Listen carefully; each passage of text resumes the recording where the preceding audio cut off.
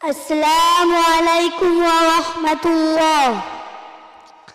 আবৃত্তি করছি কবি আলিফ হোসেন রচিত জুলাই মানে মুক্তি কবিতাটি। রক্ত দিয়ে জুলাই কেনা, জুলাই মানে মুক্তি, স্বৈরাচারের পতন করে ভালো থাকার চুক্তি। জুলাই মানে ঝুল দেশে বীর শহীদের রক্ত, উঠল কেঁপে সর্বনাশা বাদশাহী ওই তক্ত। জুলাই মানে শক্তি পাওয়া, ঐক্য হয়ে লড়তে, খুনি জালিম রুখে দিয়ে মুক্ত স্বদেশ গড়তে।